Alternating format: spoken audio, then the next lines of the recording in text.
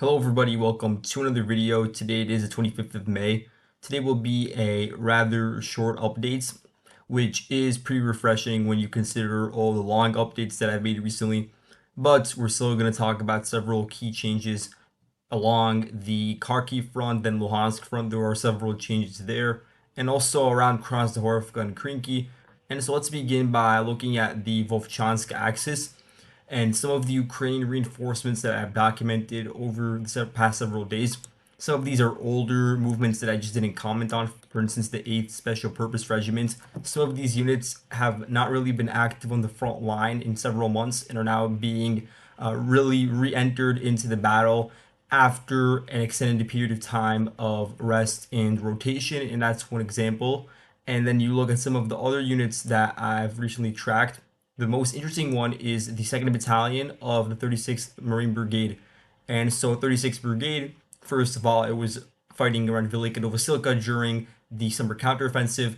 Then over half a year ago, it was moved to Kherson, where I did have a limited presence across the Dnieper River operating in Krinky, but 35th Brigade did take over most of those responsibilities. And so now at least one of its battalions has been moved to this more pertinent part of the front line. And I'm going to be very interested to see if other Marine brigades that are still located in Kherson are redirected to this part of the front line, given some of Ukraine's recent activities over there. And we have the confirmation of this battalion's presence here based on a video which came out yesterday, I think it was, showing the shelling of two Russian vehicles that were destroyed in the background, and then shelling towards a troop cluster of 5 Russian soldiers on this paved road towards the city of Vovchansk. And that leads us to the actual battles going on here. So the status is the Russian forces are in the process of clearing out this, I guess, westernmost section of the northern portion of Vovchansk. This is where we've seen the heaviest urban fighting going on, with most Ukrainian forces already pushed back across the river, but there are still remnants of resistance, especially on the southern spear over here. And we also have this recent video from the Ukrainian side, which shows just the utter destruction to the city over the past couple of weeks. So you could see damage to the local high school, to the church, various apartments here. And there are a lot of high-rise apartment buildings in this central part of northern Vovchansk. And then you go further east, there's also another apartment complex, and those are at least 7 stories high. There's some that are even higher up. And so those were definitely targeted by some Russian aviation and shelling, as they serve as very good positions for Ukrainian forces. And now the Russians are in control of many of those. A lot of the areas in northern Vovchansk still under Ukrainian control are mainly private residential areas that the Ukrainians were able to maintain control over, and in some cases in recent days actually retake. And that was a lot of that was due to the fact that the 82nd Air Assault Brigade was moved in to cross the river and just buy as much time as possible for the rest of the Ukrainian forces, mainly from the National Guard and from various GUR units, volunteer units, mechanized forces, to prepare for the eventual Russian crossing of the Vovcha River. And so this was really meant as a way to buy time and just push back the Russians during this particular moment in time. And they were successful in doing so. And I talked about that in the last video if you're interested. But looking forward to today, there aren't any significant changes to the line of contact. If we go further east, though, we do have some new videos that I marked on the map.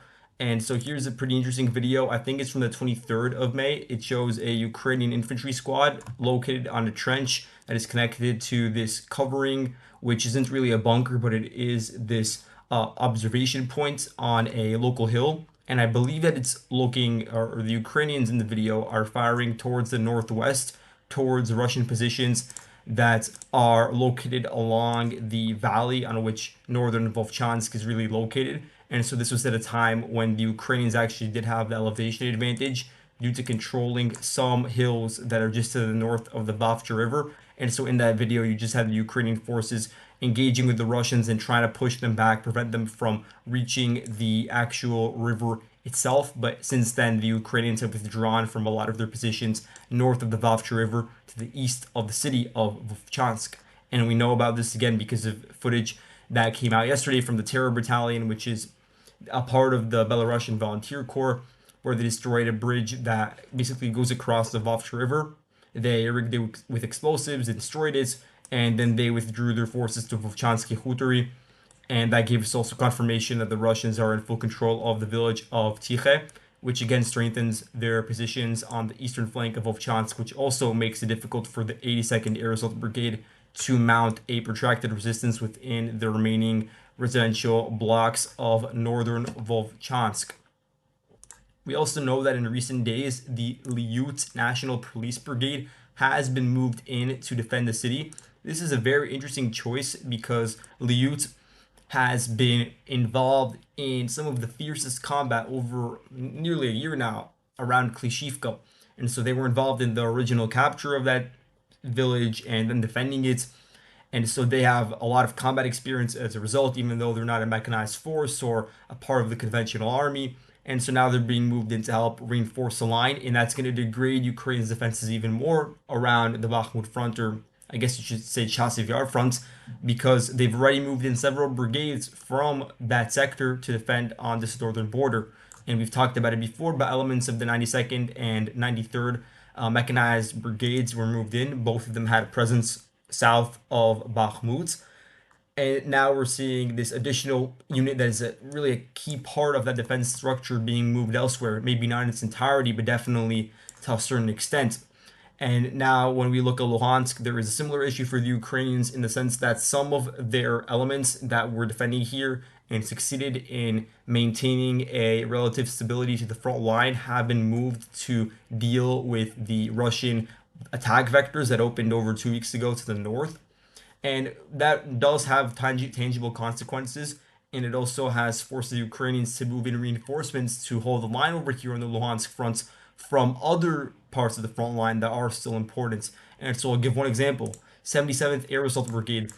They were thought to be operating around the Chasiv Yar front, particularly to the northwest, you could say, of where the epicenter of fighting is right now, so just to the northwest of Bakhmut. And so they weren't directly involved in the major fighting, but they were still there as an ancillary force. And now they've been moved to sort of fill any sort of gaps in this Kupyansk region generally. Now, in regards to Russian advances here, the most immediate information we have is regarding the capture of Ivanivka. So yesterday, you had Russian sources claiming that they got control over half of the village, something of this sort. This is where the demarcation line was. And you had Deep State last night also reporting that the Ukrainians have withdrawn basically to this line and that the rest of Ivanivka was considered a gray zone. Now, Deep State is going to update their map in the coming hours, and then we'll see what the Ukrainian side has to say. But in the past few hours, I've seen personally from the Russian side that they're claiming the capture of the village, which of course is not enough to verify it. But then you had the 47th Division of the Russian forces operating in this area posting a video from some of the debris that is from this region, and I believe it is a new video because I haven't seen it anywhere beforehand. And so it's pretty likely that Ivanivka was captured given the reports yesterday about the Russian entrance into the village and now the subsequent information about its capture, but I can't say it with 100% certainty. In terms of how the Russians were able to go in, they advanced from their positions in Klishchiivka, which really is important when I look back and I explained why Klishchiivka was so important a couple of months ago. The reason why is because Klishchiivka itself is located on a hill, and that's mainly because the rail line was built also on this hilly area, which is connected to Klishchiivka. And so this entire region is generally on higher elevation than the surrounding villages, including Stepovo, Novoselivka, and Ivanivka. And so the Russian forces, by virtue of their capture of Klishchiivka and Kotlyarivka, got control over the predominant heights in the region. And of course, they were aided by control of various hills that are located in the Yahidne Zatinye, or whatever it's called, area. And so they had a very good line of sight directly into Ivanivka, where you don't really have many obstacles that are diluting that field of vision and diluting any sort of direct fire into Ivanivka. And so that also opened various paths to assault from various attack vectors. And so you had direct attacks from the east occurring yesterday that were coming from the 1st Guards tank army located in Yahidne. And previously those assaults last year failed, but this time it seems they were successful.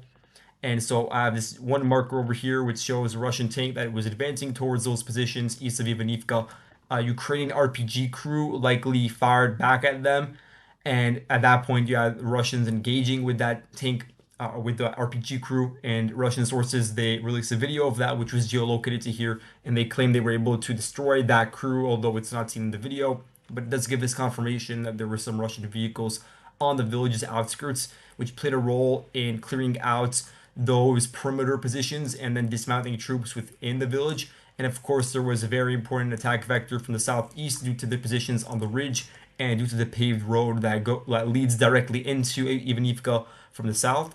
And so, even if Ivanivka has not been captured, it is still important to look at the broader significance, because eventually the Russians will put more pressure over there.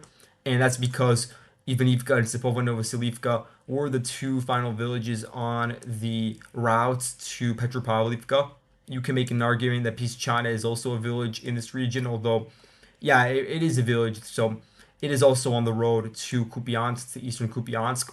But the point is, there was this cluster of four villages that the Ukrainians succeeded in holding onto for over a year, and they were able to knock back various Russian armored assaults, and do so in really successful fashion, because really the front line did not change during that period. And now, due to changes with the Russian command in the region, changes due to Ukrainian reinforcements being moved elsewhere, due to just general attrition, Russian firepower increasing, and just underlying facts surrounding elevation. Now the Ukrainians have been, they've lost positions in these two southern villages, and then the two remaining villages are now exposed, and you could see the consequences of that. Ivanivka and Stepovano-Vasilivka is also located on a valley which is overlooked by Russian positions in these fields over here in that red rectangle. And even once Stepovano-Vasilivka falls, you can see the same thing about all of the Ukrainian positions in these fields near the line of contact. A lot of them are basically exposed to Russian elevation that they have under their control, overlooking them, especially along this highway and along Pischana, which is the one other village in the region before reaching Petropavlivka. And so you have the highway itself, which is leading to the eastern outskirts of Kupyansk, and that region is located on a local ridge. And so the Ukrainians definitely have to play a role in preventing the Russians from capturing that, because that will give them a direct access to the city, and will also give them additional height advantage to overlook the various Ukrainian defenses and chain of villages that are located parallel to the Oskil River. And in terms of the Ukrainian defense over here, they have received some reinforcements in recent months. For instance, elements of the 10th Mounted Assault Brigade and some TDF units are also operating over here. You have some National Guard units. But again, the movement of Kraken away from this part of the front line is also a significant loss, because Kraken, it's split up now between Vovchansk and Bakhmut, and we could see some of the consequences of that as well. And it's not just regarding Kupyansk. Even when you look further south at like Berestove, we talked about the Russian advance in this region yesterday, and so I'm not gonna delve into it too much because there's no new information about the 16th Special Purpose Brigade's operation in this region. But we do know that generally the 4th Tank Brigade is operating here and is trying to keep the Russians at bay. And then you also have some shaping operations by the Russians in Samokivka.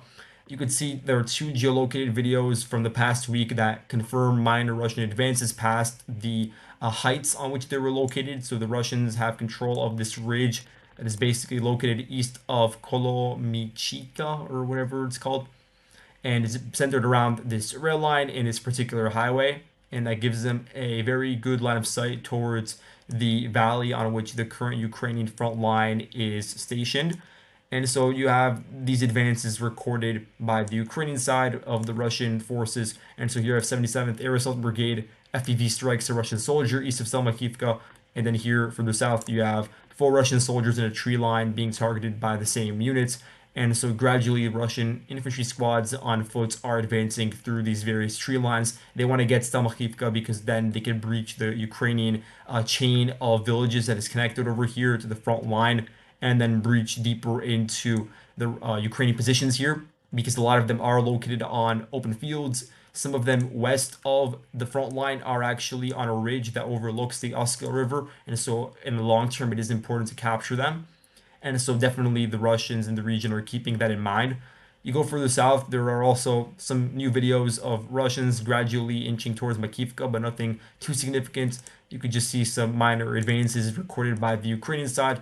And so the Ukrainians, they shelled the Russian trench. This was done by the Presidential Brigade, which also has its forces split up across various fronts, including now Luhansk. And then further south, you have a Russian turtle tank that was shelled and abandoned just to the east of Makivka. Now let's move on to the situation further south around Klishchiivka, because we do have new information of a Russian advance through the open fields south of Ivanivske.